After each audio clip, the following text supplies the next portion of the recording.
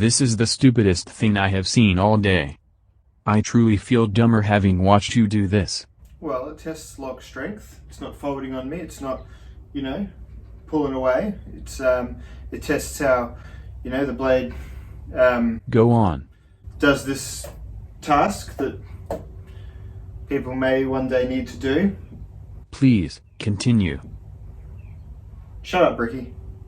Welcome to another 15 minutes of your life. To get through these videos, I find it helps to put some music on in the background, and also a TV show on, and place the device playing the video face down on the coffee table. It also tests ergonomics, if this was really, really uncomfortable, I wouldn't have lasted this long doing it, would I? You are an evolutionary dead end. Do not pass on your genes.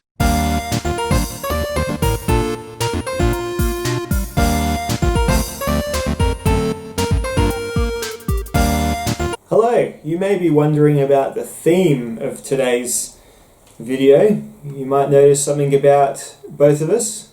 Your parents are first cousins and I hate being here. It is that we're wearing our Akubra hats because we are looking at an Australian product. Well, a company that is Australian has these products made for it. It's a global world, isn't it? It's the best way to look at it, isn't it, Bricky? You all smell the same when you catch fire? So yeah. Hands across the oceans, making enormous knives, making knives that are folding versions of other enormous knives. This is, of course, the Halfbreed Blades Large Bush Folder. So, the first thing we're going to have to get past is that this knife is giant. Let's look at it next to some other knives. So this is it next to the Buck 110 Classic. This is it next to my Spyderco Spidey Chef. That's about as large as I like to carry an EDC knife. That's a TRM Atom, similar size, that's a good EDC size. This is my other large knife, the Police 4. I use this for work, for bigger jobs. And this is in thickness-wise, it next to the Police 4, which is the same length, but if you look how much fatter this guy is, it truly does inspire awe. And this is, of course, it next to its fixed blade cousin, the Large Bush knife. There you go. And here's a picture I made of Pete pooping his pants when his arm got bit off by a shark. I also drew his nipples weird to embarrass him. So as you can see, it is massive. Now we've got a full tour to be done. So let's go from the back to the front. Let's go, starting here, we've got the glass breaker.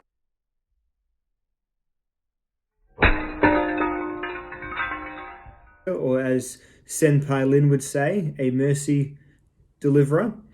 And then you've got a set of titanium handle scales held on with these T8 Torx screws here. You've got a lanyard hole here for a pretty decent set of paracord you could fit through there. Moving upwards, you've got a divot in the handle. You could use that to make a bow drill fire. There is a greater chance of Lynn Thompson performing Swan Lake than of you completing a bow drill fire. I'll give him that one. And then we've got a large, very large pivot with a T10 Torx in it. You've got on this side nothing, but on this side this little, I think it's just a piece of, decoration. A bit like the little Hinderer blocks or something like that. Little thing that's just there for a bit of appearance. Because I've taken off the screw and there doesn't seem to be much going on under it apart from just this little nut here that sticks on there. So there's that too. The handle also features jimping here, and jimping here, and jimping here, and a pocket clip here. The pocket clip is a flat piece of titanium that has a little bit of snap to it that fits over my pocket quite nicely. For a knife that weighs 0.5 kilogram, fits quite nicely in the pocket for a knife that weighs 0.5 kilogram. So there we are. The liner lock forms part of the handle, I guess. We're getting up there. So this is a liner lock. It's a huge beefy knife with a liner lock. So the liner is thick. It's a big liner lock. It's about as big a liner lock as you can get. And it sits quite happily about, 1/3 of the way across. I think that's how people like them to sit, isn't it? The knife sits on Teflon washers. I had to open it up to double check it was Teflon because this guy opens really well for a knife on Teflon washers, which I'm not in the anti-Teflon brigade. Certain other knife reviewers, Nick Shabazz. well, yes, Nick is one of them, aren't the biggest fans of Teflon. I am not a really big advocate of any knife pivot particularly. As long as the knife opens well and is fine, I'm okay with it. And this knife opens well and is fine. Teflon is also a decent choice if you're making something a bit more outdoorsy, which I guess this is where this knife sits in the outdoorsy knife market. So that way it's not going to get full, you don't have a very delicate bearing system to get it full of sand. Or in your case, Cheeto dust. So I guess that's something. Anyway, regardless of it, the action is wonderful. He says as he can't open it up. But yeah, even opening it up the most, hindered by gravity way, it still does just fine. Snap. So yeah, moving on to the blade, you've got these two stops here. They're not thumb studs, they are blade stops. When you close the knife, I guess you could use them. I guess, the flip is much nicer. But they work as quasi thumb studs, but mainly they're blade stops, stopping the blade from continuing to travel over and doing a 360, making some kind of perpetual motion machine. Which is definitely what would happen. The flipper tab, I didn't talk about that. It doesn't have any jimping on it, but it's big enough to be able to get your full thumb over or your full finger over without a worry as well. Anyway, moving back on towards the blade. It's thick. 5.5 millimeters of fun. Just like Pete. And it is S35 VN steel. It's got a fuller, or blade groove, as people love when you call it online. It has a hollow grind, which is good. We'll talk about that later. And it drops down to like a clip style point, just a flat drop here with a swedge, making it for a decent poker, piercer, jabber, annoyer of people who don't like being poked with knives. So that's your full kit and caboodle, to use an Aussie saying. It's a kit and caboodle that the knife comes with. I know another Aussie saying. You're a complete wanker. It also comes in a great box with some stickers and a patch of a koala being angry and all that sort of stuff as well. So does well in terms of its initial impressions, has lots of features on it that I think you're after. It's generally a very well presented knife, and that moves over to the build quality. So these guys here, I've had probably 5 knives from either these guys or Hardcore Hardware over years, and they've always come very well finished, like very well finished. They're made in Taiwan, and Taiwan is, I mean, if the Spydercos are anywhere to go by, Taiwan has an excellent knife industry. I'm sure they've got their various factories of differing quality, of course. Can't just say a whole country does something right or wrong. A whole species on the other hand. But yes, they seem to definitely have these guys dialed in. They have a good OEM making the water jetting and the bits and pieces for them, because everything's tight. Everything lasts as well, like nothing. Yeah, most knives are really nice out the box, but this one's been through the ringer now. I've had a few really intense days with it, using it for all different sorts of tasks, stupid and otherwise. Mainly stupid though. But and it's held together really, really well. So, but just in general, when you first do get it, everything's just nice, lined up. There's no burrs, burnishes, marks. The knife's very well centered. Everything is assembled really, really well. So happy with that too. So I guess moving on to more of the review part, and I guess this is where I start. Yes, 10 minutes in would be a great time to get on topic. Talking to you about things that might affect your purchase of this or not. And to be honest, if you like big knives, this is a safe purchase. If you like, really big knives, I'm not even talking about if you like, a large EDC folder. It's different to like the Benchmade, Super Freak. This is something else. This is almost, to me, it's novelty sized, but some people love this. If you love your Medfords, this is definitely something you might want to look at. Absolutely. Remembering 500 grams as well. So those two things are really going to be what makes or breaks this for you. What it is though, if you like what this is very well done. It's a very well done version of one of those. A couple of small comments though. I would suggest that this is a large knife for the enjoyment of carrying a large knife, and the extra stuff that a big blade can get you in terms of being able to cut a bit more boldly and all that sort of stuff. Remembering it's a liner lock though. If you're going to be doing something stupid like battening with the knife, you may well want something with either a pin system or a triad lock system or something. Not that you should be battening with your knife, but then again, if it makes you happy to batten with your knives, then you should do it. You might break your knives, but if it was happiness breaking, then I don't see a problem with it, do you? But anyway, so overall though, that's kind of the best I can really steer towards. It's a really well assembled version of a large knife, which you're going to find as a slight novelty, maybe, or you're going to be like, yes, at last, another large knife. I don't know, that's where you, the viewer, is differing from me, I guess. The one thing is that being a liner lock, you may have a bit of mushrooming if you really overuse this. So the inference you can sometimes make is, oh, giant knife, use it like a sledgehammer. And remember, it's a folding knife to start with, so you shouldn't really be using any folding knives like a sledgehammer.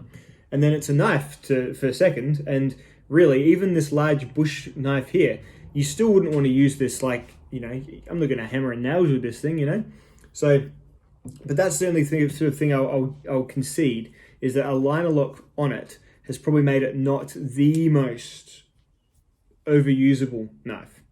But as a usable knife, it's great. Let's talk about the blade, because that's where the usable part comes in. The blade is excellent. It's really well done.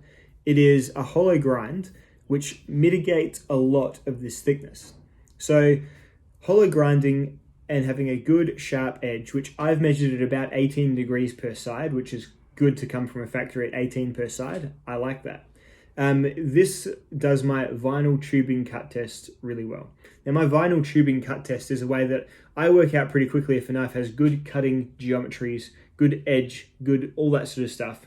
And it's if the knife can cut this vinyl tube, then it's good. Because really, that vinyl tube hates being cut. It does everything it can to avoid being cut. It's slightly gummy. It's a round tube. It's a little bit on the thick side. You need a good bit of bite to get into that vinyl tube. And this gets into that vinyl tube as well as most of the other knives I've had. As well as the vinyl tube fits in your butt.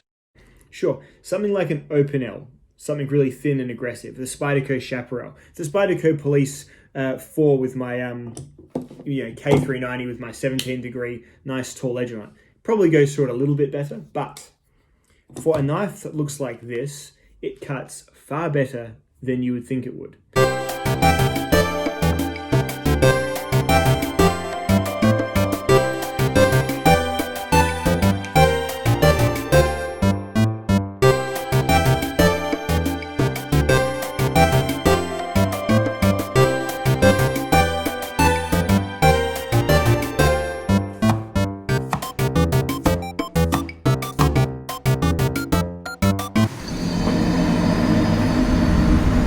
And this is with the factory edge, right? So as a cutting blade, and yeah, no amount of democratic or diplomatic hollow grinding is ever going to fully mitigate having a thick spine like this. Anything that you cut that has rigidity to it, like an apple, it's still going to crack apart once it gets over these shoulders here, for sure. But getting that cut started and cutting through most of the things you'll find yourself cutting, this will do an absolutely great job. It's big and it's burly, but it does cut, not quite like a surgeon, but like a much smaller knife. So really, really well done. And that's probably the best part of the blade. The best part of the knife is the blade. It's excellently done. It's got enough robustness to it that you could put in, perhaps you'd want to stick it into maybe here or so before you started prying or levering too much. And then remembering, it's a folding knife, so you probably shouldn't do that. But it's got the durability there. You can see it in the blade. It's a big, durable blade. Again, remembering, it's a liner lock.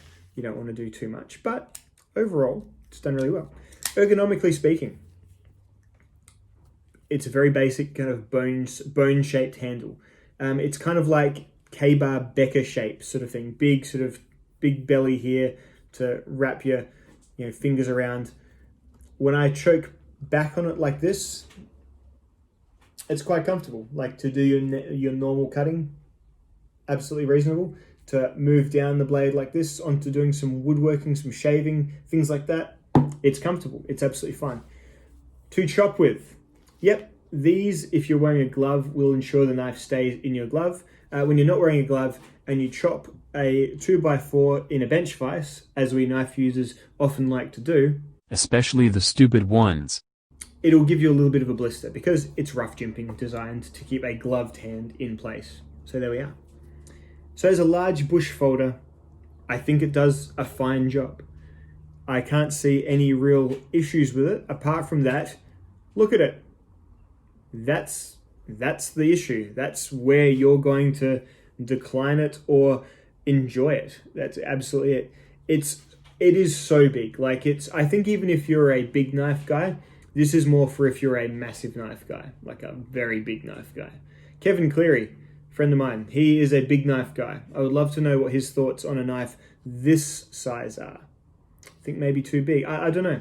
So it's for a crowd with a certain taste. And I think that crowd can buy it pretty confidently because it's well put together and well done. As long as they know the limitations of it being a liner lock on titanium. So the knife costs $500. That's a lot of money. It's a lot of steel, and this is Australian dollars, so probably about $350 US. But it's a lot. It's a large knife. It's a lot of stuff in it, but it's a big price. So it's definitely a luxury item. This was sent to me by Halfbreed Blades. I did not pay for this knife. So rather than seeing this as a absolute gold star review, just see it as like a showcase, I guess. It's probably the healthiest way to look at it.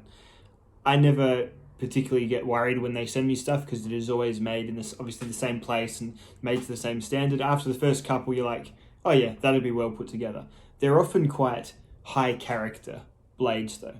So, and that's generally makes it kind of an easy review or even just an easy commentary about it, because I think once I say that it's well put together, it really is up to the viewer to decide whether this, at half a kilo, with its giant blade, huge thick spine, big chunky boy handle, is going to be for them. So I hope this video has shown you enough information to make a choice. It's definitely a luxury item at that price. And, you know, luxury items are what they are. Some people pay an extra $4,000 to have a slightly different seat color on a car that they buy. Like it's just people and money. It's totally fine. But it's definitely something to consider as well. Anyway, thank you all very much, and thank you to Halfbreed for the Halfbreed Blades for the knife. It's fun to make films on new things.